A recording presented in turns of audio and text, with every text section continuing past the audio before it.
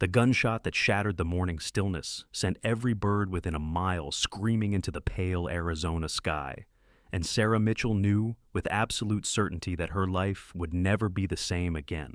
She pressed herself against the rough wooden wall of the boarding house kitchen, her heart hammering so violently she thought it might burst through her ribcage.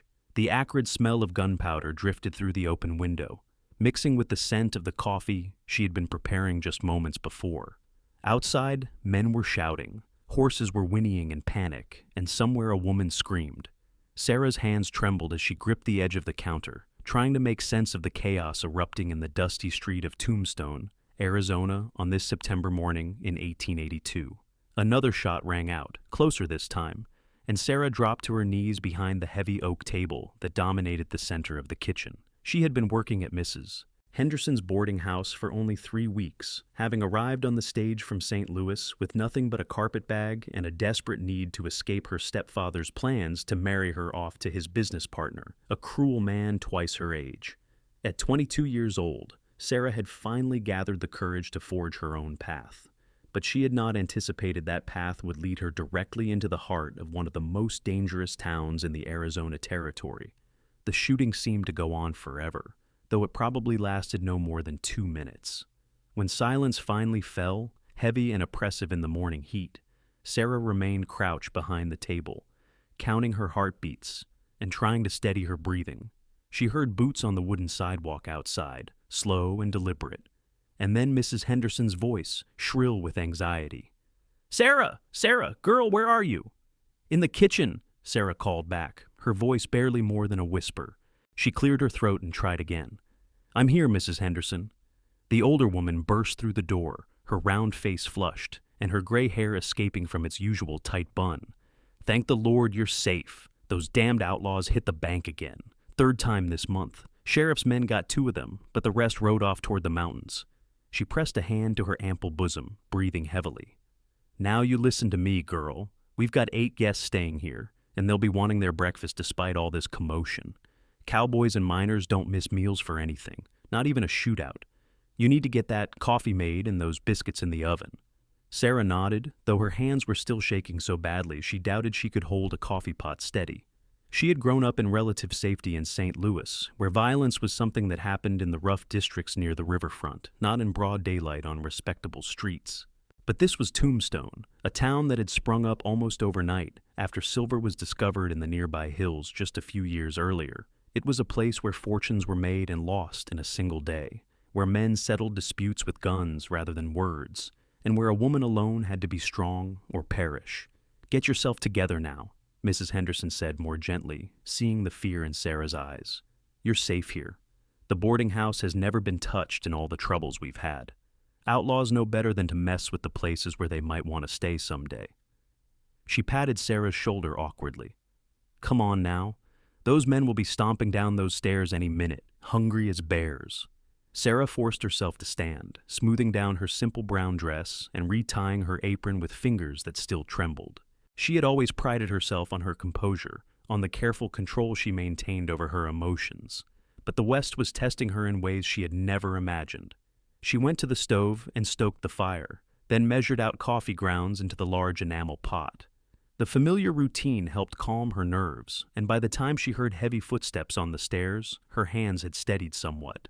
The dining room at Mrs. Henderson's boarding house was a long, narrow space with 2 tables that could seat 10 people each. The walls were plain whitewashed wood, decorated only with a few faded prints of mountain landscapes and a large mirror that made the room seem bigger than it was. Sarah had set the tables the night before, as she did every evening, with mismatched plates and cups that Mrs. Henderson had collected over the years. The first guests to arrive were 2 miners, brothers named Jack and Tom Murphy, who nodded politely to Sarah, but were more interested in discussing the morning's excitement than in making conversation with the help. They were followed by a traveling salesman, Mr. Pearson, who sold patent medicines and talked incessantly about his various ailments. Then came old Mr. Whitmore, who had a room on the 2nd floor and seemed to spend most of his time reading newspapers and complaining about the quality of everything. Sarah had just returned to the kitchen to fetch the coffee pot when she heard new voices in the dining room. She recognized Mrs. Henderson's tone, slightly more deferential than usual, which meant someone of importance had arrived. Sarah picked up the heavy coffee pot, grateful that her hands had finally stopped their betraying tremor, and pushed through the door with her shoulder. 3 men stood near the far table, and Sarah's attention was immediately drawn to the tallest of them. He was lean and broad-shouldered, with sun-darkened skin and dark brown hair that needed a trim. He wore dusty trail clothes, a dark vest over a blue shirt, and a gun belt slung low on his hips in the manner of someone who knew how to use the weapon it carried. But it was his eyes that caught her attention, a startling shade of gray-green that seemed to take in everything with a calm, assessing intelligence. He looked to be perhaps 26 or 27, old enough to have some experience of the world, but young enough to still have ideals that had not been completely worn away by hardship. "These gentlemen are staying with us for a few days," Mrs. Henderson was saying. "Mr. Cole Branson and his associates, Mr. Hayes and Mr. Donnelly. They're working with Sheriff Ward on some business." She emphasized the word business in a way that suggested it was connected to law enforcement, and Sarah understood that these were not ordinary cowboys or drifters. Cole Branson's eyes met hers for just a moment, a brief connection that sent an unexpected warmth through her chest, before he nodded politely and took a seat at the table. His 2 companions, both rough-looking men in their 30s, sat on either side of him. Sarah noticed that all 3 positioned themselves so they could see both the door and the windows, the unconscious habit of men who had learned to be careful. "Coffee, gentlemen?" Sarah asked, proud that her voice came out steady and professional. "Please," Cole said, and there was something in his voice, a quiet courtesy, that made Sarah look at him again. Most of the men who passed through the boarding house treated her as invisible, a servant whose only purpose was to bring food and stay out of the way. But Cole Branson looked directly at her when he spoke, acknowledging her as a person rather than a convenience. Sarah moved to the table and began pouring coffee, starting with Mr. Hayes on the left. Her hands were steady as she filled his cup, then moved to Mr. Donnelly. But when she reached Cole Branson, something happened that she could not have predicted. Perhaps it was the intensity of his gaze as he watched her, or perhaps it was simply delayed reaction to the violence of the morning, but as she tilted the heavy pot to pour, her hands began to shake. The coffee splashed dangerously close to the rim of the cup, and Sarah felt a flush of embarrassment heat her cheeks. She tried to steady the pot, but her hands only shook harder, and she knew with horrible certainty that she was about to spill hot coffee all over this stranger's lap. Then Cole Branson's hands were there, large and warm and rock-steady, closing gently over hers. He did not take the pot from her, did not make her feel incompetent or foolish, but simply steadied her trembling hands with his own until the shaking subsided and the coffee poured smooth and even into his cup. "You're safe," he said quietly, his voice pitched low enough that only she could hear. His gray-green eyes held hers with an expression of such genuine kindness and understanding that Sarah felt something crack in the careful wall she had built around her heart. "The shooting's over. No one's going to hurt you here." Sarah nodded, not trusting herself to speak. Cole released her hands slowly, and she finished pouring his coffee and moved on to the next table, her cheeks still burning, but her hands now steady. She could feel his gaze following her as she moved through the room, but it was not the leering attention she had learned to ignore from some of the rougher guests. It was something else entirely, something that made her pulse quicken and her thoughts scatter like startled birds. When she returned to the kitchen, Mrs. Henderson was pulling biscuits from the oven, golden and perfect. "You did well out there," the older woman said without looking up. "Mr. Branson is a U.S. Deputy Marshal. Did you know?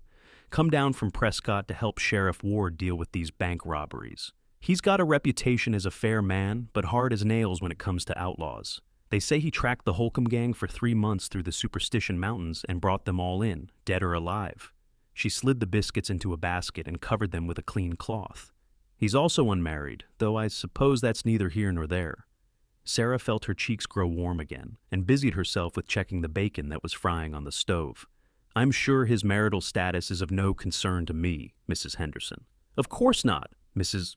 Henderson said, but there was a knowing tone in her voice that made Sarah acutely aware that the older woman missed very little of what went on in her establishment. The rest of the morning passed in a blur of cooking and serving, cleaning up after breakfast, and beginning preparations for the midday meal. Sarah had learned quickly that working in a boarding house meant long hours and constant labor, but she did not mind.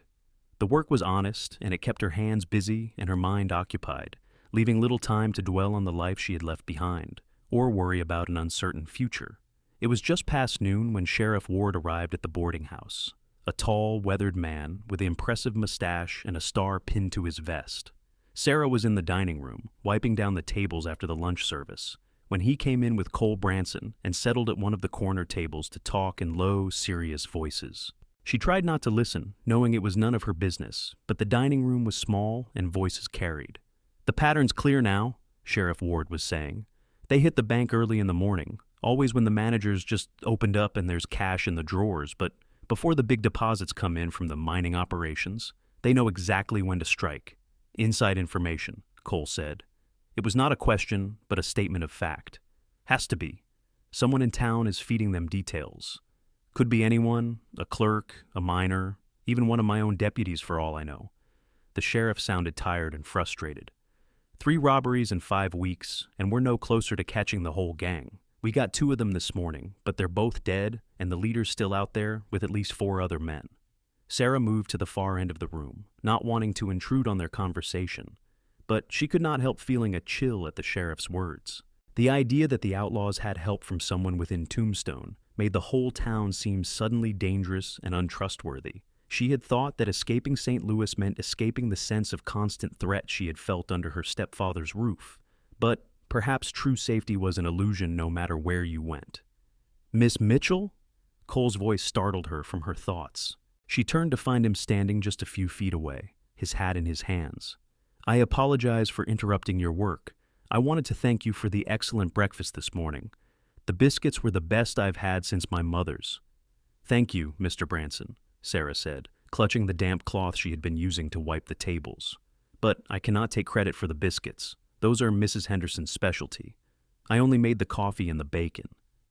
"Then the coffee and bacon were excellent," Cole said with a small smile that transformed his serious face and made him look younger and more approachable. "And I wanted to apologize if I overstepped this morning. I did not mean to embarrass you." "You did not embarrass me," Sarah said quickly. "You were kind when you did not have to be. I am grateful." She hesitated, then added, "I am not usually so easily frightened. I have only been in Tombstone for a short time, and I am still adjusting to the way things are done out here." "Where are you from, if you don't mind my asking?" "St. Louis. I arrived 3 weeks ago on the stage." Cole's eyebrows rose slightly. "That's a long journey for a young woman to make alone. You're a long way from home." "Tombstone is my home now," Sarah said with more conviction than she felt. "I have no intention of going back to Missouri." Something in her tone must have conveyed more than she intended, because Cole's expression grew thoughtful. "Sometimes the places we leave behind are not as welcoming as the places we find," he said quietly. "I hope Tombstone treats you better than St. Louis did." Before Sarah could respond, Sheriff Ward called out, "Branson, we need to get moving if we're going to make it to the Clancy mine before dark." Cole nodded and settled his hat back on his head. "I hope to see you at supper, Miss Mitchell," he said, and then he was gone, following the sheriff out into the blazing afternoon sun. Sarah stood for a moment, still holding the damp cloth, her heart beating a little faster than it should. She barely knew Cole Branson, had exchanged perhaps a dozen words with him, and yet something about his presence made her feel seen in a way she had not felt in years. It was both thrilling and terrifying, and she was not sure what to do with the feeling. "He's a good man, Mrs. Henderson said from the doorway, making Sarah jump. "I've known Cole Branson for 2 years now, ever since he first came through Tombstone tracking some rustlers. He always stays here when he's in town, and he's never been anything but respectful and courteous. Not like some of these young cowboys who think they can take liberties with the help." She gave Sarah a penetrating look. "But he's also a man with a dangerous job. U.S. deputy marshals do not live long, peaceful lives. You do well to remember that before you let your heart get involved." "My heart is not involved," Sarah protested, but even to her own ears the words sounded false. "I barely know the man." Mrs. Henderson said skeptically. "Well, just keep in mind what I said. Now come help me with the bread for tonight. We've got a full house and they'll all want fresh rolls with their supper." The afternoon passed slowly, the heat building until the kitchen felt like an oven, and Sarah's dress stuck to her back with sweat. She kneaded bread dough, peeled potatoes, chopped vegetables for stew, and tried not to think about gray-green eyes and strong, steady hands.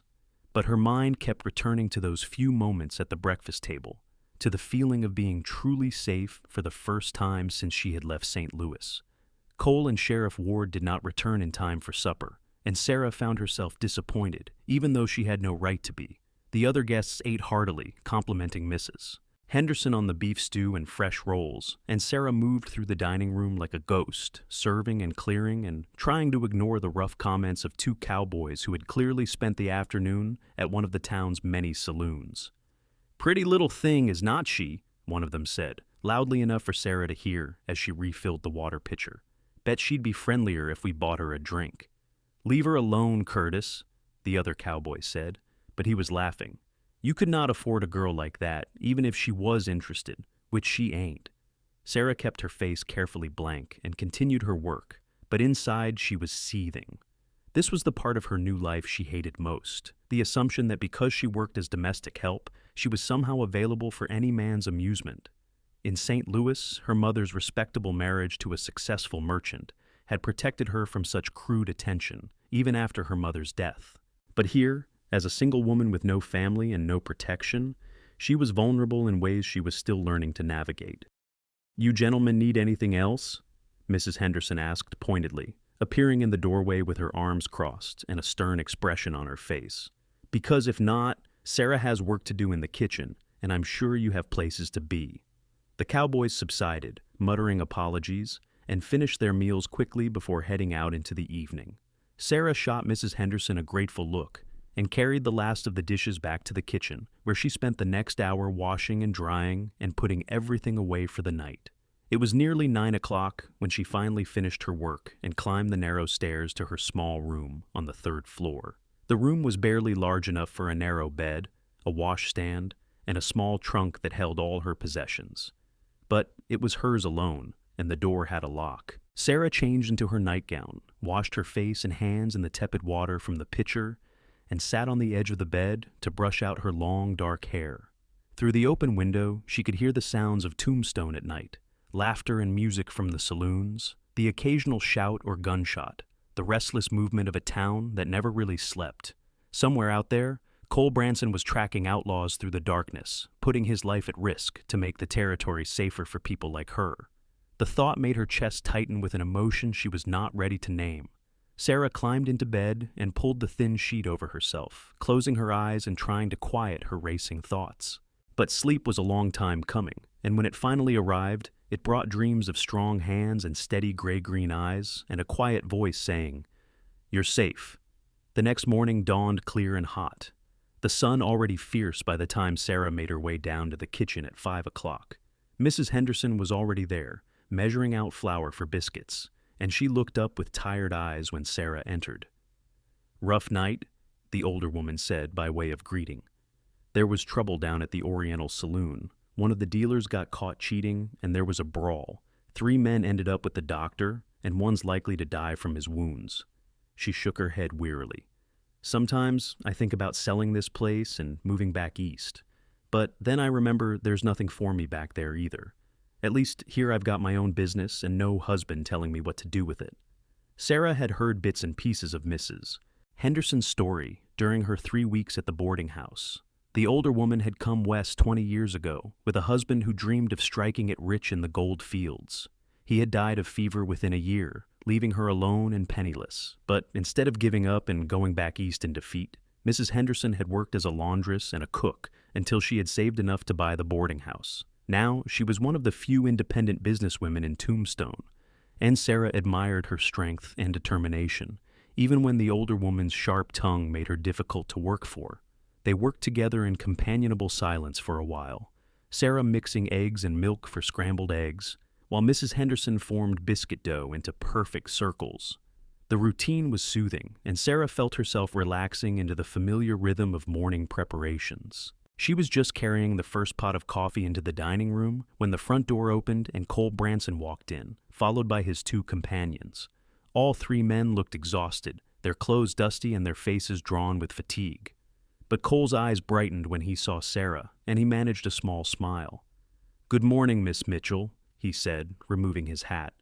"Is it too early for breakfast, or can you take pity on 3 hungry men who have been riding all night?" "Of course not," Sarah said, her heart lifting at the sight of him, despite her intention to remain professionally distant. "Please sit down. I will bring you coffee, and breakfast will be ready shortly." The three men settled at their usual table, and Sarah hurried to pour their coffee. This time her hands were steady, and she filled their cups without incident, though she was acutely aware of Cole watching her with those penetrating gray-green eyes. "Thank you," he said softly when she finished. "You have no idea how good that coffee smells after a night in the saddle." "Did you find what you were looking for?" Sarah asked, then immediately regretted the question. It was not her place to pry into their business, and she felt her cheeks heat with embarrassment, but Cole did not seem to mind. "We found tracks leading up into the Dragoon Mountains, and we have a better idea now of where the gang might be hiding. But it is slow work, and these men are clever. They know the territory better than we do." He took a long drink of his coffee, closing his eyes briefly in appreciation. "This is exactly what I needed." Sarah returned to the kitchen to help Mrs. Henderson dish up breakfast, and for the next 20 minutes she was busy serving the early risers among the guests. But she was constantly aware of Cole's presence in the room, the way he ate with single-minded focus and talked quietly with his companions, clearly making plans for the day ahead. When the meal was finished and the other guests had dispersed to their various activities, Cole approached Sarah as she was clearing the tables. "Miss Mitchell, I wonder if I might have a word with you. It will only take a moment." Sarah's pulse quickened, but she kept her expression neutral. "Of course, Mr. Branson." Cole glanced around the empty dining room, then said, "I wanted to ask if you have noticed anything unusual in the past few weeks. Anyone asking questions about the bank or about when the mining operations make their deposits? Strangers hanging around longer than they should. Anything at all that seemed out of place?" Sarah thought carefully, understanding that this was not idle curiosity, but official business. "There was a man who stayed here about 10 days ago," she said slowly. "A traveling salesman, or so he said. But he did not seem to have many samples to sell, and he spent a lot of time watching the street from the window in the dining room. I remember thinking it was odd that he always positioned himself where he could see the bank." Cole's expression sharpened with interest. "Can you describe him?" "Medium height, light brown hair, a scar on his left cheek near his ear. He wore expensive clothes, too expensive for a salesman who was not doing much business. And his hands were not the hands of a man who worked with samples and ledgers. They were calloused and rough, like a ranch hand's or a miner's." "How long did he stay?" 3 nights. He left the morning before the second bank robbery." Sarah frowned, the memory becoming clearer as she focused on it. "And now that I think about it, he asked Mrs. Henderson a lot of questions about the town, about who was who and when things happened. She thought he was just being friendly, making conversation." Cole nodded slowly, and Sarah could see his mind working, fitting this new information into whatever pattern he was constructing. "Did he give a name?" "Thompson, James Thompson. But I got the impression it was not his real name. He hesitated before saying it, just for a fraction of a second." "You are very observant, Miss Mitchell," Cole said, and there was genuine respect in his voice. "This is helpful information. If this man comes back, I need you to send word to me immediately. Do not approach him or let on that you suspect anything. Can you do that?" "Yes," Sarah said, feeling a strange mixture of fear and excitement. "But do you really think he is connected to the robberies?" "I think he could be the inside man we have been looking for," Cole said, "the one who scouts out the banks and sends information back to the gang. If I am right, he is every bit as dangerous as the men who do the actual robbing, and you need to be very careful." The seriousness in his tone sent a chill down Sarah's spine, but she squared her shoulders and met his gaze steadily. "I understand. I will be careful." Cole looked at her for a long moment, and Sarah had the sense that he was seeing more than just a boarding house servant, that he was recognizing something in her that few other people had noticed. "You are a brave woman, Miss Mitchell. Not many people would have the courage to leave everything behind and start over in a place like Tombstone." "I had no choice," Sarah said quietly. "Sometimes courage is just another word for desperation." "I do not believe that," Cole said. "Desperate people make rash choices without thinking of the consequences. You made a careful choice to take control of your own life. That takes real courage." Before Sarah could respond, Mrs. Henderson called from the kitchen. "Sarah, I need you in here." "I should go," Sarah said reluctantly. "Thank you for treating my observations with respect, Mr. Branson. I hope the information helps." "It does," Cole assured her. "More than you know." Sarah hurried back to the kitchen, her mind whirling with thoughts of outlaws and inside men and the unexpected feeling that she had somehow become part of something important. Mrs. Henderson put her to work immediately, kneading dough for the midday meal, and Sarah welcomed the physical labor that kept her hands busy, even as her thoughts continued to race. Over the next few days, Sarah found herself drawn into Cole Branson's investigation in small but significant ways. He would appear at odd hours, asking careful questions about the guests who came and went, about conversations she might have overheard, about anything unusual in the daily routine of the boarding house. Sarah discovered that she had a talent for observation, for noticing the small details that others missed, and Cole valued her input in a way that made her feel genuinely useful. But it was not just the investigation that drew her to Cole. It was the way he treated her with unfailing respect and courtesy, the way he seemed genuinely interested in her thoughts and opinions, the way his presence made her feel both safe and exhilarated at the same time. She found herself looking forward to mealtimes when he would be in the dining room, and she felt a strange emptiness on the occasions when he was away from the boarding house for a full day, tracking leads through the dusty streets of Tombstone or riding out into the surrounding territory. Mrs. Henderson noticed, of course. She noticed everything that went on under her roof, and she was not shy about offering her opinions.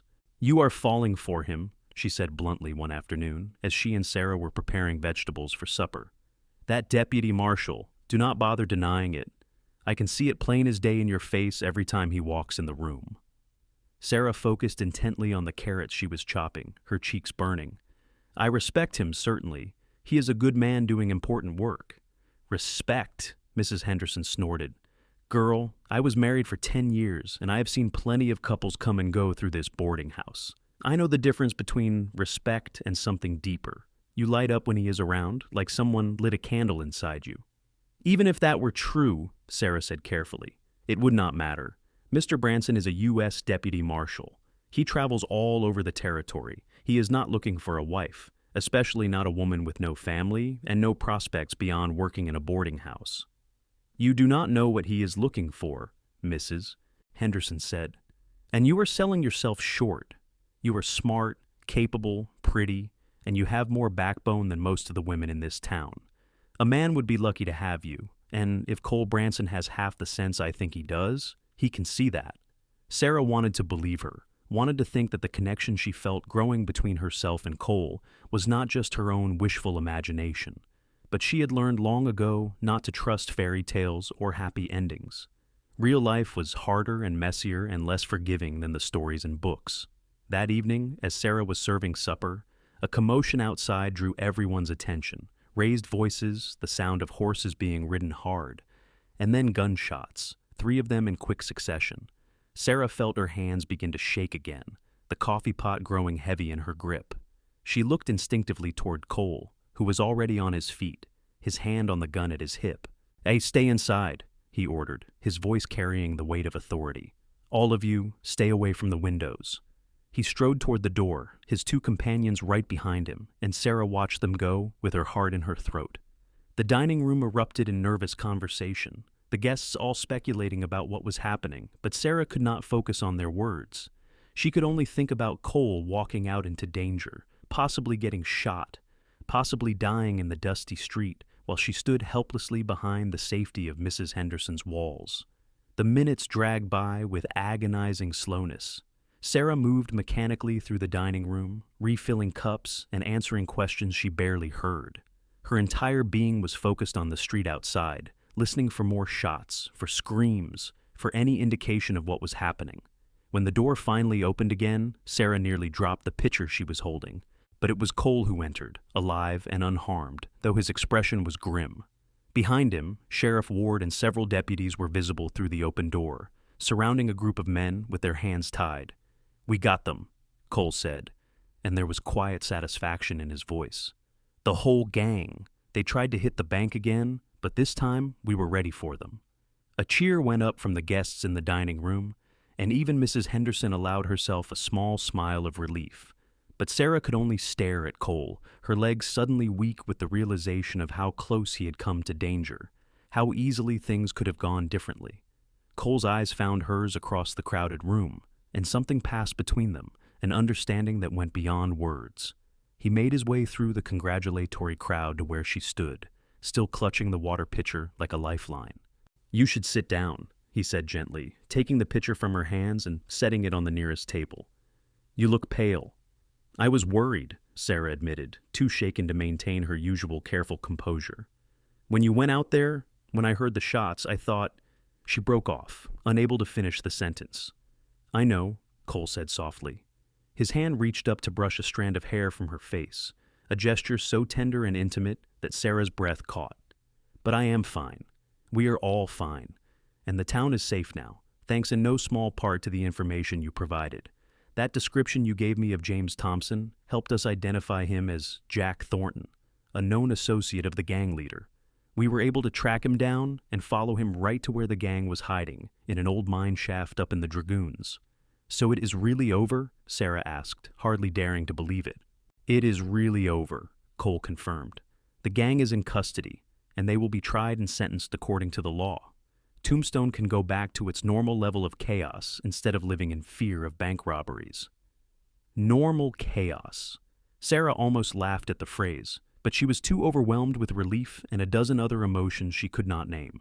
Cole was standing so close she could feel the warmth radiating from his body, could smell the dust and sage and leather that clung to his clothes. She wanted to reach out and touch him, to reassure herself that he was real and solid and safe, but she kept her hands firmly at her sides. "I should get back to work," she said, though she made no move to step away. "Mrs. Henderson will be wondering what happened to me." "Mrs. Henderson knows exactly what happened to you," the older woman said, appearing beside them with her arms crossed and a knowing look on her face. "And she thinks you have earned a few minutes' break after all the excitement. Why do not you walk Sarah outside for some air, Mr. Branson? She looks like she could use it." Sarah opened her mouth to protest, but Cole was already offering his arm with a smile that made her heart skip. "That sounds like an excellent idea. Miss Mitchell, would you do me the honor?" Sarah hesitated only a moment before placing her hand on his arm, feeling the solid strength of him beneath the fabric of his shirt. "Just for a few minutes," she said, as much to herself as to him. They walked out through the front door into the warm evening air. The street was still crowded with people drawn by the excitement of the capture, everyone talking at once and congratulating Sheriff Ward and his men. But Cole guided Sarah away from the crowd, around the side of the boarding house to a small courtyard where Mrs. Henderson grew herbs and vegetables in defiance of the harsh desert climate. The setting sun painted the sky in shades of orange and pink and purple, and the air was finally beginning to cool after the scorching heat of the day. Sarah took a deep breath, feeling some of the tension drain from her shoulders, and realized that Cole had not released her hand even after they stopped walking. "I have been wanting to talk to you properly for days," Cole said, his voice low and serious. "But the investigation took all my time and attention. Now that it is finished, there are things I need to say." Sarah's heart began to pound. "Mr. Branson, Cole," he interrupted gently. "Please call me Cole. I think we are past the point of formality, do not you?" "Cole," Sarah repeated, and the name felt right on her lips, intimate and precious. "I am not sure what you want me to say." "I want you to tell me if I am imagining the connection between us," Cole said with characteristic directness. "I want to know if you feel even a fraction of what I feel when I am near you. Because I have been doing this job for 5 years now, traveling from town to town, never staying anywhere long enough to put down roots or build a life. And I have been content with that, or at least I thought I was, until I walked into this boarding house and met a woman with dark eyes and steady hands who makes me want things I thought I had given up on." Sarah could hardly breathe. "What kinds of things?" "A home," Cole said simply. "A partner, someone to come back to at the end of a long day. Someone who understands that the work I do matters, but who also makes me want to be more than just a deputy marshal with a gun and a badge." He stepped closer, his free hand coming up to cup her cheek with infinite gentleness. "I am not a poet, Sarah. I cannot give you flowery words or grand promises, but I can tell you that, in the 3 weeks I have known you, you have become the most important person in my world, and the thought of riding away from Tombstone and never seeing you again makes me feel like I am losing something essential." Tears pricked at Sarah's eyes, but they were tears of joy rather than sadness. "I feel it too," she whispered. "I have been trying not to, trying to be sensible and practical, But I feel it too. When you walked out that door tonight, when I heard the gunshots, I thought my heart would stop. I could not bear the thought of something happening to you." Cole's thumb brushed away a tear that had escaped down her cheek. "Then give me a chance," he said. "Give us a chance. I know this is fast. I know we barely know each other by conventional standards. But out here in the West, people do not have the luxury of long courtships and years of getting to know each other. Life is too uncertain and too short. Sometimes you have to trust your instincts and take a leap of faith. What are you asking me?" Sarah needed to hear him say it clearly, needed to know exactly what he was offering. "I am asking if I can court you properly," Cole said. "I am asking if you will let me take you to dinner, walk with you in the evenings, spend whatever time I can with you when I'm in Tombstone. And if things continue to develop the way I hope they will, I am asking if you might eventually consider becoming my wife." The word hung in the air between them, heavy with possibility and promise. Wife. Sarah had fled St. Louis to escape being forced into marriage with a man she despised, and now here she was, being offered the chance to choose marriage with a man she was rapidly coming to love. The irony was not lost on her, but neither was the profound difference between coercion and choice. "Yes," she said, and it was the easiest decision she had ever made. Yes to all of it, to courting and to whatever comes after. But you have to know, Cole, I come with nothing.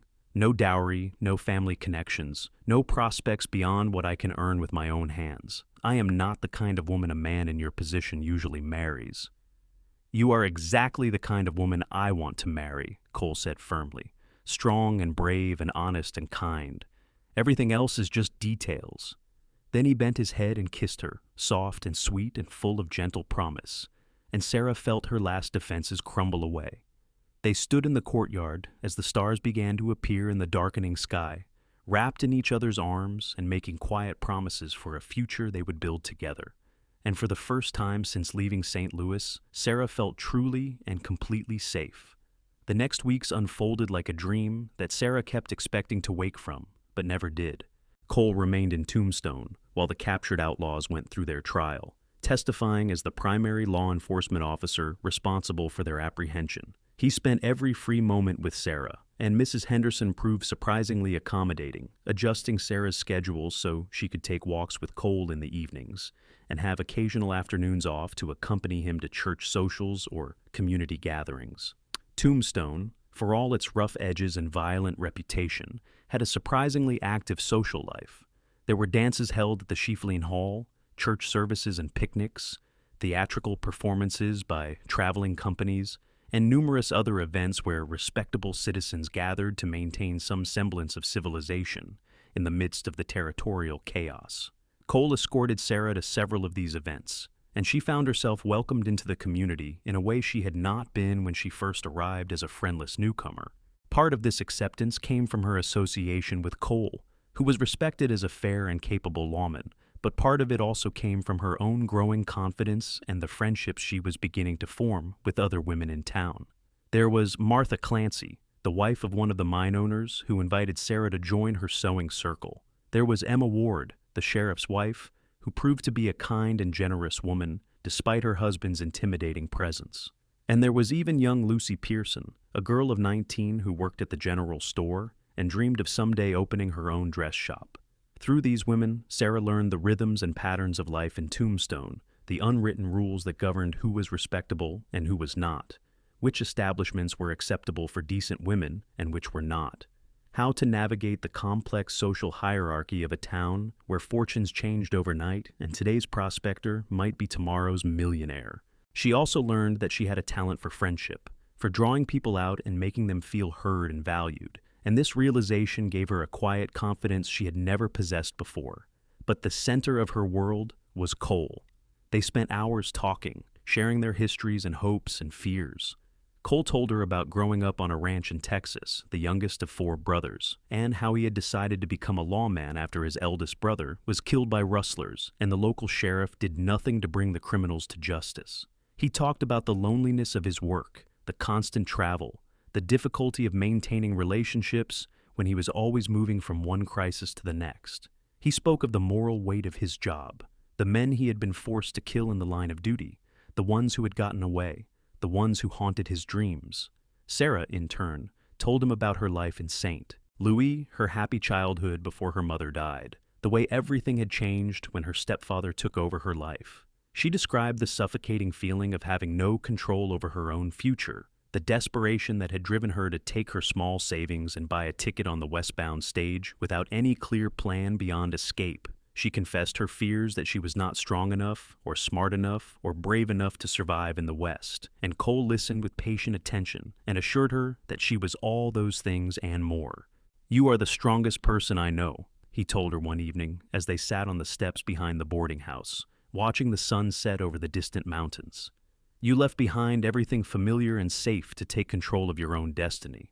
Most people never have that kind of courage. They stay in situations that make them miserable because they are afraid of the unknown." "I was terrified," Sarah admitted, leaning against his shoulder. "I still am sometimes. There are nights when I wake up in a panic, thinking about all the ways this could go wrong, all the dangers and uncertainties." "That is what makes you brave," Cole said, wrapping his arm around her. "Bravery is not the absence of fear. It is moving forward despite the fear. And you do that every single day." As the weeks passed, Sarah found herself falling deeper in love with this serious, thoughtful man who treated her like an equal partner rather than a possession to be acquired. Cole consulted her on his decisions, asked for her opinion on matters large and small, and genuinely seemed to value her perspective. He was not threatened by her intelligence or her independence, and he encouraged her aspirations rather than trying to limit them. One afternoon, as they were walking along Allen Street past the various shops and businesses, Sarah paused in front of a small vacant storefront with a for lease sign in the window. "I was thinking," she said hesitantly, "that someday I would like to have my own business, maybe a restaurant or a tea room, something respectable where ladies could come for lunch. Mrs. Henderson has taught me a great deal about cooking and running a kitchen, and I think I could do it if I had the capital to start." "I think that is an excellent idea," Cole said immediately. "You have the skills and the work ethic, and Tombstone is growing fast enough that there is definitely a market for that kind of establishment." He studied the vacant storefront thoughtfully. "How much do you think you would need to get started?" Sarah shook her head quickly. "I was not asking you for money, Cole. I was just sharing a dream. It will take me years to save enough from my wages at the boarding house. But that is all right. I am patient." "I know you were not asking," Cole said, "but I am offering to help, as a partner in the business. I have money saved from my marshal's salary, more than I need since I have been living on the trail for years and spending almost nothing. It would be a sound investment, and it would give you something of your own, something that does not depend on anyone else." Sarah was torn between gratitude and pride. "I do not want you to think I am with you for your money, Cole. That is not what this is about." "I know that," Cole said, taking her hand. "Sarah, you are the least mercenary person I have ever met. You would rather work yourself to exhaustion than accept charity. But this would not be charity. It would be an investment in our future together. When we marry, and I hope we will marry soon, your success will be my success. We will be partners in everything, including business ventures." The casual way he said, "when we marry," sent a thrill through Sarah's heart. They had been courting for 6 weeks now, and though they had talked generally about a future together, this was the first time Cole had spoken with such certainty about marriage. "When we marry," Sarah repeated softly, testing the words. "How soon is soon?" "As soon as you are ready," Cole said. "I know conventional wisdom says we should wait longer, have a proper engagement, give you time to be certain. But I am certain now, Sarah. I have been certain since the morning I steadied your hands while you poured coffee and looked into your eyes, and knew that I had found something precious and rare." He turned to face her fully, taking both her hands in his. "I want to marry you. I want to build a life with you, and I do not want to wait any longer than necessary. But I will wait as long as you need me to. I will never rush you or pressure you." Sarah looked up at this good, honorable man who had somehow walked into her life at exactly the moment when she needed him most, and she knew with absolute certainty that she wanted to spend the rest of her life with him. "I am certain too," she said, "and I do not want to wait either. Let us set a date. Cole, let us make this official." Cole's face lit up with a joy so profound it took Sarah's breath away. "How does 3 weeks sound? That gives us time to post the bands, make whatever arrangements you want for the ceremony, let people adjust to the idea. We can have the wedding here in Tombstone, invite the people who have become our friends, and then I can put in for a leave of absence from the Marshal Service so we can have a proper honeymoon."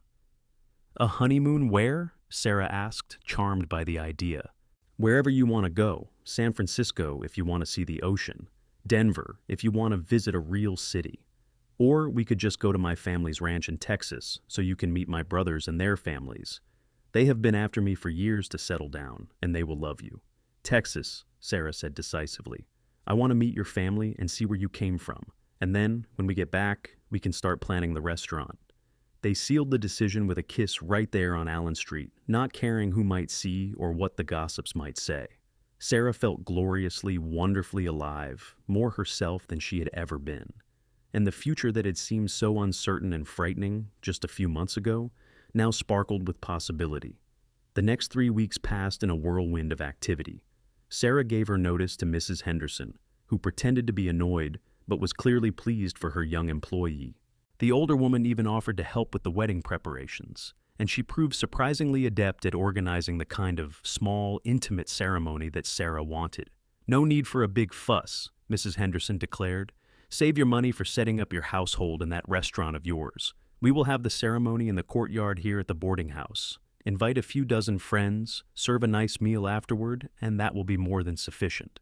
Sarah also wrote letters to her few remaining relatives in St. Louis, distant cousins who had never shown much interest in her welfare, but who deserved to know that she was marrying. She did not expect them to make the long journey for the wedding, and indeed they sent polite notes of congratulation, but no indication that they would attend. Sarah was not hurt by this. Her real family now consisted of Mrs. Henderson, the friends she had made in Tombstone, and soon Cole's family in Texas. Cole, for his part, handled all the official business. He secured permission from his superiors in the Marshal Service for a month-long leave of absence, arranged for another deputy to take over his cases, and even negotiated with the landlord of the vacant storefront Sarah had admired, securing a favorable lease that would begin after they returned from their honeymoon. "I want you to have something to look forward to," he explained, when Sarah protested that he was moving too fast. "I want you to know that I support your dreams just as much as I hope you will support mine." "What are your dreams, Cole?" Sarah asked. They were in the courtyard again, their favorite spot for private conversations, and the evening air was finally beginning to cool after another scorching October day. Cole was quiet for a moment, considering the question seriously. "I want to make the territory safe enough that people like you can live and work without fear," he said finally. "I want to be part of building something that lasts, something bigger than myself. But I also want a home, Sarah. I want a place I return to at the end of the day, a partner who understands me, children someday if we are blessed with them. I want both the work that gives my life meaning and the personal happiness I have been denying myself for too long." "You will have all that," Sarah promised. "I will do everything in my power to give you that." The wedding day arrived on a perfect late October morning, when the heat had finally broken and the air carried the first hint of the coming winter. Sarah woke before dawn, too excited and nervous to sleep, and spent an hour getting ready with the help of Martha Clancy and Emma Ward, who had become her closest friends in town. She wore a simple but elegant dress of cream-colored silk that Martha had helped her purchase from the best dressmaker in Tombstone. Her dark hair was swept up in a style that Emma had arranged, with a few loose curls framing her face. She wore no jewelry except for a delicate silver locket that had belonged to her mother, and she carried a small bouquet of desert wildflowers that Mrs. Henderson had somehow procured despite the season. "You look beautiful," Martha said, tears shimmering in her eyes. "Cole is a lucky man." "I am the lucky one," Sarah said, meaning it with all her heart. The ceremony was held at 10 o'clock in the courtyard of the boarding house, with about 30 guests in attendance. The local minister, Reverend Thompson, officiated, and Sheriff Ward stood up as Cole's best man. Emma Ward served as Sarah's matron of honor, and even the normally gruff Mrs. Henderson dabbed at her eyes with a handkerchief as she watched the proceedings. But Sarah was aware of none of these details in the moment. Her entire world had narrowed to Cole, standing in front of her in a new suit that made him look both handsome and slightly uncomfortable, his gray-green eyes locked on hers with an intensity that made her knees weak. When he took her hands in his to speak his vows, his voice was steady and sure, each word a promise that Sarah knew he would keep with his whole being. "I, Cole Branson, take you, Sarah Mitchell, to be my lawfully wedded wife. I promise to love you, honor you, protect you, and stand beside you through whatever joys and sorrows life brings us. I promise to value your dreams as highly as my own, to listen when you speak, to hold you when you need comfort, and to be the partner you deserve for all the days of my life." When it was Sarah's turn, she spoke her vows with equal conviction, her voice clear despite the tears that threatened to spill over. "I, Sarah Mitchell, take you, Cole Branson, to be my lawfully wedded husband. I promise to love you, honor you, support you in your work, and build a home with you that is a place of peace and safety in an uncertain world. I promise to be your partner in all things, to trust you with my fears and hopes, and to stand beside you for all the days of my life." Reverend Thompson pronounced them husband and wife, and when Cole kissed her, Sarah felt as though her heart might burst with happiness. The guests erupted in applause and cheers, and the rest of the day passed in a blur of congratulations and celebration. Mrs. Henderson had outdone herself with the wedding feast, producing platters of roasted chicken, bowls of vegetables from her garden, fresh bread, and even a small but beautifully decorated cake.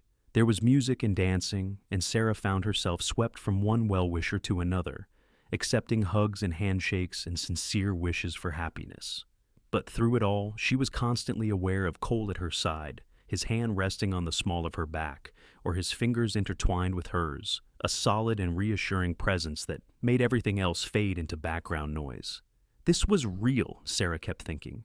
This wonderful man was her husband now, and they had their whole lives ahead of them. As the afternoon wore on and the guests began to depart, Cole leaned down to whisper in Sarah's ear, "Ready to begin our adventure, Mrs. Branson." Mrs. Branson. Sarah smiled at the sound of her new name.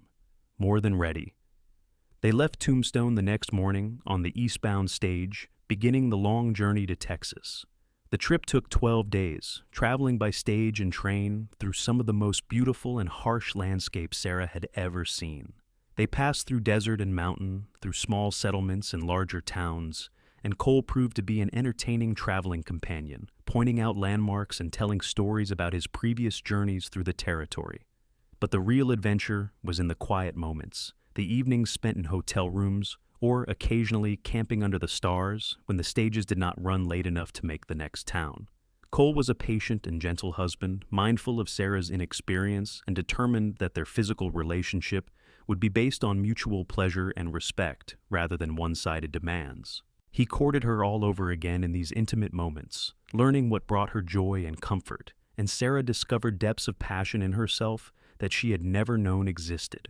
They arrived at the Branson family ranch on a cool November afternoon, when the Texas sky was a brilliant blue and the air smelled of mesquite and open range. The ranch was a sprawling operation covering several thousand acres, with a substantial main house and numerous outbuildings for the cowboys and equipment. Cole's 3 older brothers came out to greet them, whooping and hollering and slapping Cole on the back, while their wives hung back more shyly, waiting to be introduced. "So this is the woman who finally got our baby brother to settle down," said Matthew, the eldest, a bear of a man with Cole's eyes but a more boisterous personality. "We were starting to think he was going to spend his whole life chasing outlaws and sleeping on the ground." "Leave them alone, Matthew," his wife Rebecca chided, stepping forward to take Sarah's hands warmly. "Welcome to the family, Sarah. We have heard so much about you from Cole's letters, and we are thrilled to finally meet you." The other brothers, Luke and Daniel, and their wives, Catherine and Melissa, were equally welcoming, and Sarah felt herself relaxing in the face of their genuine friendliness. These were good people, she realized, people who had built a life of hard work and family loyalty, and they were prepared to accept her as one of their own simply because Cole loved her. The month they spent on the ranch was one of the happiest times of Sarah's life. She learned to ride a horse properly, something Cole insisted was an essential skill for a woman living in the West. She helped Rebecca and Catherine and Melissa with the cooking and preserving for winter, learning new recipes and techniques. She played with her new nieces and nephews, 7 children ranging in age from 2 to 14, and imagined what it might be like to have children of her own someday. But mostly she reveled in simply being with Cole, seeing him relaxed and happy among his family, watching him work alongside his brothers repairing fences and moving cattle. He had been right when he said he wanted both the meaningful work and the personal happiness. Here at the ranch, surrounded by family, Cole seemed more complete somehow, as though this place reminded him why he did the dangerous work of a marshal, what he was trying to protect and preserve. "This is your home too now. Cole told her one evening as they sat on the porch of the main house, watching the sun set over the Texas plains. Whenever you need a place to come back to, whenever you need family, this is here for you. I know, Sarah said, snuggling against his side. Your family is wonderful, Cole. They have made me feel so welcome. They love you, Cole said simply. How could they not? You are kind and funny, and you work harder than any 3 women combined. Matthew told me yesterday that he would steal you away from me if he was not already married. Sarah laughed.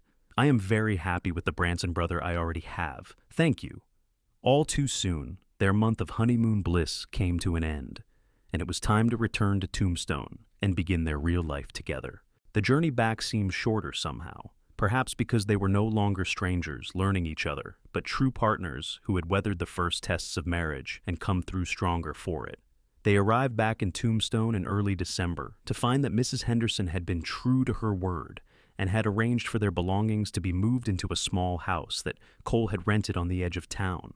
It was nothing fancy, just 4 rooms with a kitchen and a small yard. But to Sarah, it was a palace because it was theirs. Our first real home, she said, standing in the middle of the empty parlor and turning in a slow circle to take it all in. The first of many, Cole promised. We will fill it with furniture and curtains and all the things that make a house a home. And when we have saved enough, we will buy land and build our own place exactly the way we want it. They spent the next week settling in, purchasing furniture from the various merchants in town, and slowly transforming the bare rooms into a comfortable home. Sarah proved to have a talent for making spaces welcoming, arranging their modest belongings in ways that maximized both function and beauty. Cole built shelves and repaired the sagging front porch, and generally proved himself handy with tools, skills he had learned growing up on the ranch. But even as they built their domestic life, they were also working on Sarah's restaurant. The vacant storefront Cole had leased was in a prime location on Allen Street, and Sarah spent hours planning every detail. She sketched layouts for the dining room, tested recipes in her own kitchen, and studied the account books of other successful businesses to understand how to manage finances properly. Cole proved invaluable in these preparations, using his connections throughout the territory to find suppliers who could provide quality ingredients at reasonable prices. He also helped Sarah navigate the legal requirements for starting a business, dealing with licenses and permits and all the bureaucratic obstacles that threatened to overwhelm her. You do not have to do all this, Sarah protested one evening when Cole came home exhausted after spending the day helping her negotiate with a supplier. I know you have your own work to focus on. This is my work too, Cole said firmly. Your success is our success, remember? Besides, my regular marshal duties are fairly light right now. The territory is quieter than it has been in years, and I am happy to use my time helping you build something that will last. The restaurant opened in late January 1883, on a cold but sunny day when Tombstone was bustling with miners and merchants going about their business. Sarah had decided to call it the Silver Rose, a name that suggested both elegance and a connection to the silver mining that had built the town. She had decorated the dining room simply but tastefully, with white tablecloths on each table, curtains at the windows, and a few well-chosen prints on the walls. The menu was small but carefully planned, featuring dishes that Sarah knew she could execute perfectly every time. The first customers were friends and well-wishers, people like Mrs. Henderson and Martha Clancy and Emma Ward, who wanted to support Sarah's venture. But word spread quickly about the quality of the food and the reasonable prices, and within a week, the Silver Rose had a steady stream of customers, especially at lunchtime, when the town's few respectable women welcomed a place where they could dine without encountering the rough element that dominated the saloons. Sarah worked from dawn until late evening, cooking and serving and managing every aspect of the business. She hired 2 girls to help with the washing up and serving, young women who needed employment and who proved quick learners under Sarah's patient instruction.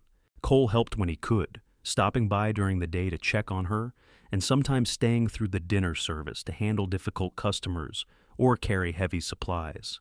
The months that followed were challenging but rewarding. The restaurant was successful enough to cover its costs and even generate a modest profit, but it demanded every ounce of Sarah's energy and attention. There were days when she was so exhausted she could barely climb the stairs to their bedroom, and Cole would draw her a bath and rub her aching feet while she told him about the day's triumphs and disasters. But there were also moments of pure joy, like the afternoon when Martha Clancy brought a group of her friends to lunch, and they all declared it the best meal they had eaten in Tombstone. Or the evening when Sheriff Ward came in with his wife and announced that the Silver Rose had become his favorite restaurant in the whole territory. Or the quiet pride Sarah felt when she balanced the books at the end of each month and saw that her business was not just surviving, but growing. Cole, too, was thriving in these months. His work as a deputy marshal kept him busy, but not dangerously so, and he had the satisfaction of knowing that his presence in Tombstone was helping maintain the peace that had settled over the town after the capture of the bank robbers. He investigated the occasional cattle rustling, helped track down a few claim jumpers, and generally served as a steady presence for law and order. More importantly, he had the home and partnership he had longed for. He loved coming back at the end of a long day to find Sarah waiting for him, whether at the restaurant or at their little house on the edge of town. He loved the way she listened to his stories about work and offered insights he had not considered. He loved waking up beside her each morning and falling asleep with her in his arms each night. He loved, quite simply, being married to her. In May of 1883, Sarah discovered she was pregnant. She had suspected for a few weeks, her body changing in small but unmistakable ways. But she waited until she was certain before telling Cole.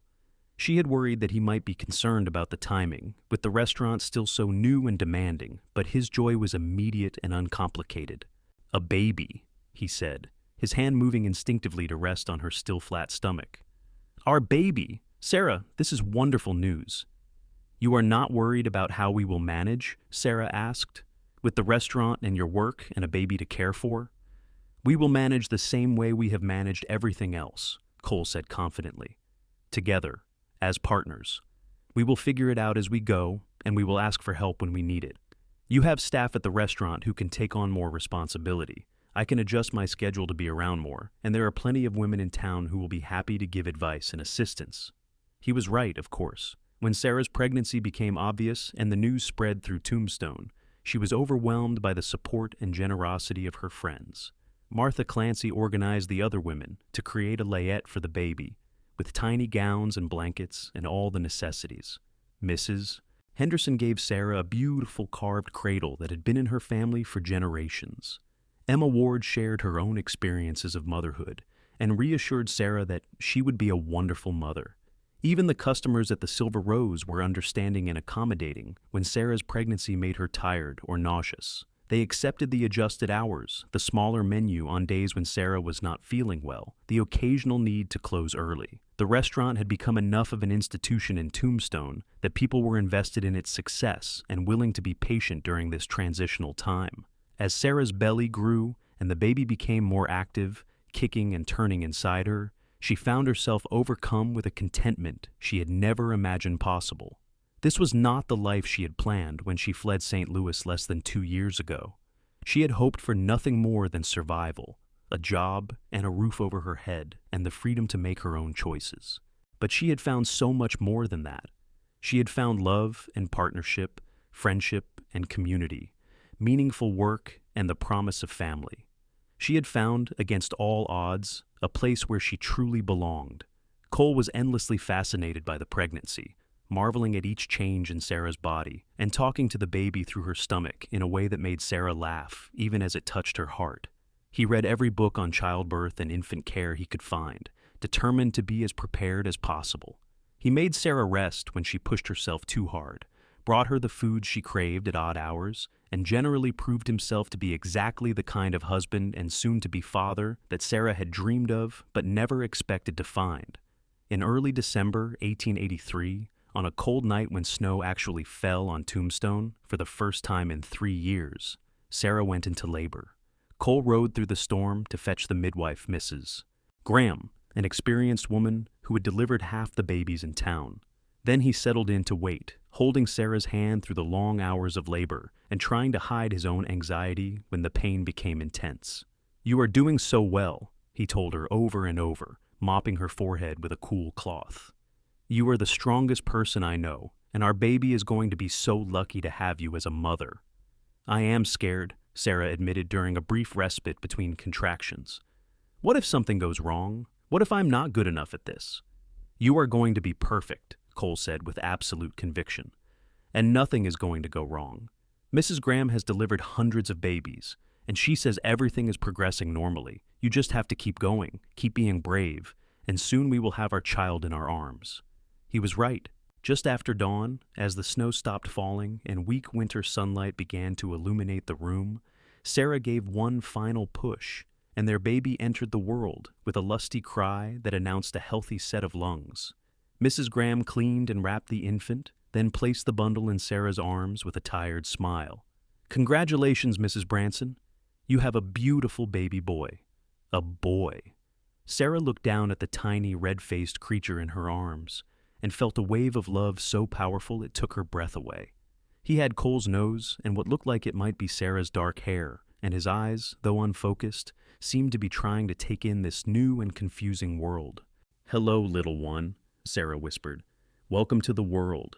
I am your mama, and that big man with tears running down his face is your papa, and we are going to love you so much." Cole was indeed crying, unashamed tears streaming down his face as he looked at his wife and son. "He is perfect," he said hoarsely.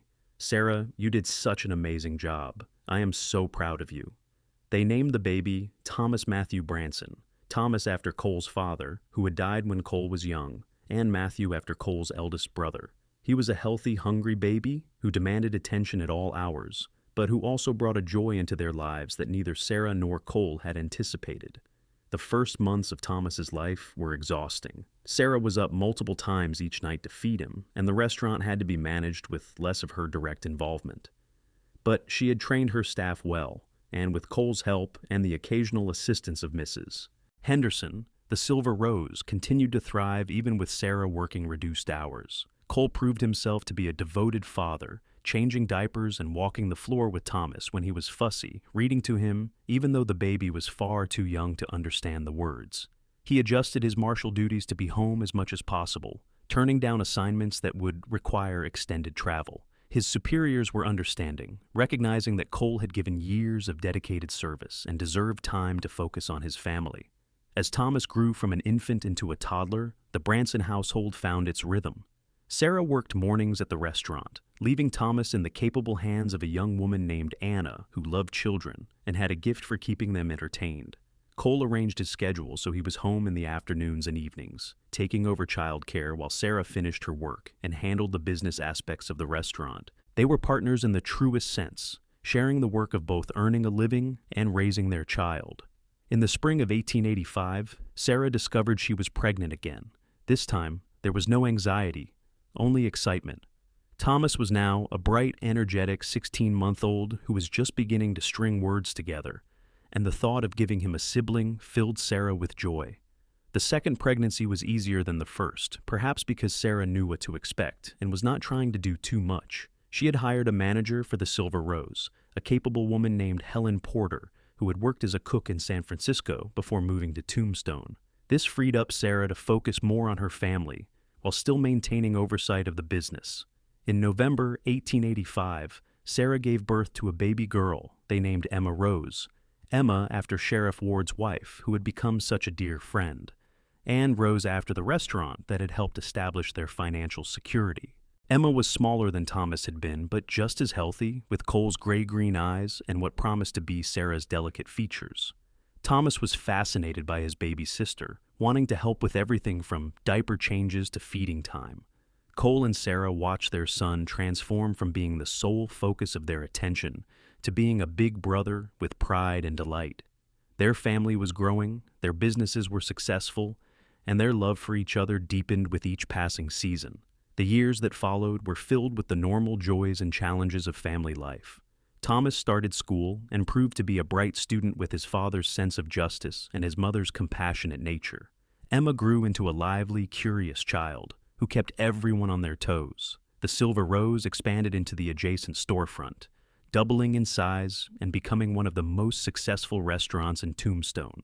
Cole continued his work as a deputy marshal, but increasingly focused on training younger lawmen and working on policy rather than chasing outlaws.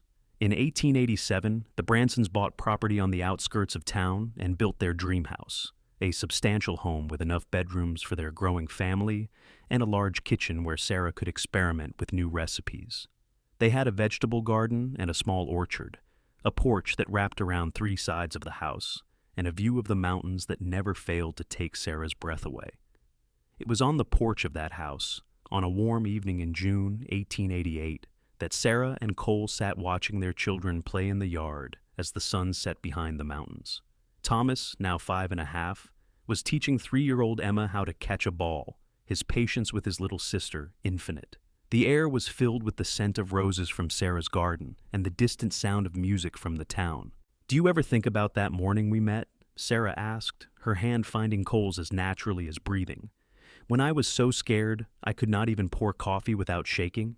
"I think about it all the time," Cole said, raising her hand to his lips and kissing her knuckles gently. "I walked into that dining room not knowing that my life was about to change completely. I thought I was just there to do a job, to catch some outlaws and move on to the next town. But then I saw you, and something in me recognized that you were important, that you were going to matter. You made me feel safe," Sarah said softly. "When you steadied my hands and told me I was safe, I believed you. And you have spent every day since then proving that belief was justified. You have given me a life I never dreamed possible, Cole. Love and partnership and family, and the freedom to be fully myself." "You gave me the same things," Cole said. "Before you, I was half a person, all duty and responsibility with no softness or joy. You taught me how to live instead of just surviving. You showed me what really matters." They sat in comfortable silence for a while, watching their children and counting their blessings. A few years later, in 1890, they would welcome another child, a second son they would name Daniel after one of Cole's brothers. In 1893, they would open a second restaurant in the growing town of Prescott, expanding their business empire. In 1895, Cole would retire from active marshal duty and take a position as the territorial marshal, overseeing law enforcement throughout Arizona without the constant danger of field work. But none of that mattered as much as this moment, this perfect evening when they could look at what they had built together and know with absolute certainty that they had found something precious and rare. Their love had been forged in the wild, dangerous world of the Old West, tested by hardship and strengthened by shared dreams. They had taken a chance on each other when both of them were uncertain and afraid, and that leap of faith had given them everything that mattered. "I love you, Sarah Branson," Cole said, pulling her close. "From that first morning until my last breath, you are the best thing that ever happened to me." "I love you too," Sarah whispered, resting her head on his shoulder and watching the stars begin to appear in the darkening sky. "Thank you for catching me when I was falling, for steadying my hands and my heart, for making me feel safe enough to be brave." The children's laughter rang out across the yard, Thomas's deeper voice mixing with Emma's high-pitched giggle, and Sarah smiled. This was happiness, she thought. This moment, this family, this life they had built from nothing but courage and love and hard work. The West had tested them and made them stronger. The dangers and uncertainties had been real, but so was the opportunity to forge a new life according to their own values and dreams. As the years rolled on, the Branson family became fixtures in the community. Thomas grew up to become a lawyer, using his keen sense of justice to help people navigate the legal complexities of the modernizing West. Emma proved to have her mother's head for business and her father's courage, eventually taking over management of both Silver Rose locations and expanding into hospitality with the purchase of a small hotel. Daniel, the surprise late addition to the family, inherited Cole's love of law enforcement and became a territorial ranger, though by his time the Wild West was truly becoming civilized, and his job was far less dangerous than his father's had been. Cole and Sarah aged gracefully together, their love deepening with each passing year. They became grandparents, then great-grandparents, watching their family tree branch out in directions they had never imagined. They saw Arizona achieve statehood in 1912, a milestone that filled Cole with particular pride since he had worked so hard to bring law and order to the territory. Through all the changes and challenges, through good times and hard times, sickness and health, joy and sorrow, they remained partners in the truest sense. They made decisions together, supported each other's dreams, celebrated each other's successes, and provided comfort in times of difficulty. Their marriage became a model for their children and grandchildren, proof that true partnership was possible when two people were committed to honoring and respecting each other. On a cool autumn evening in 1923, Sarah and Cole sat on their porch much as they had so many times before, watching the sun set over the mountains. They were both in their 60s now, their hair gray and their movements slower, but their hands still found each other with the same certainty they had always had. 40 years, Sarah said wonderingly. 40 years since you walked into Mrs. Henderson's boarding house and changed my life. Best 40 years of my life, Cole said firmly. And if I had it to do over again, I would not change a single thing except maybe to find you sooner. Sarah laughed, the sound still bright and joyful, even though her voice had grown softer with age. We found each other at exactly the right time, Cole. Not a moment too soon or too late. Everything happened exactly as it was meant to. She was right, of course. Their story had unfolded with a kind of perfect timing that seemed almost magical in retrospect. Every choice, every challenge, every moment of fear or courage had led them to this place of profound contentment and peace. As the stars emerged in the darkening sky and the desert night settled around them, Cole pulled Sarah close and she rested her head on his shoulder, just as she had done so many thousands of times before. Somewhere in the distance, a coyote howled at the rising moon. The air smelled of sage and creosote and the promise of rain, and two people who had found each other against all odds sat together in perfect harmony, grateful for every moment they had shared and every moment still to come. Their love story had begun with trembling hands and a gentle reassurance that safety was possible even in the wildest of places. It had grown through partnership and respect, through shared dreams and mutual support. And it would continue until their final days, a testament to the power of choosing love even when the world seemed uncertain and dangerous. In the end, that was the truth that Sarah and Cole had discovered and lived by for 4 decades, that real safety did not come from the absence of danger or the elimination of all risks. Real safety came from having someone beside you who would steady your hands when they shook, who would stand with you against whatever challenges arose, who would love you through all the changes and chances of life. That kind of safety, that kind of partnership, that kind of love was worth every risk, every hardship, every moment of fear. It was the foundation on which everything else could be built. And Sarah and Cole had built a magnificent life on that foundation. A life filled with love and family and purpose and joy. As they sat together under the stars, their hands intertwined and their hearts beating in comfortable rhythm, they knew with absolute certainty that they had found what mattered most. Not wealth or fame or power, but love and partnership, and the profound comfort of being truly known and cherished by another person. The wild days of the Old West were long past, but the lessons learned in those hard times remained. Courage mattered. Kindness mattered, honoring your commitments mattered, and love, real love, built on respect and partnership and mutual support, mattered most of all. Cole and Sarah Branson lived to see many more sunsets together, many more years of happiness and contentment.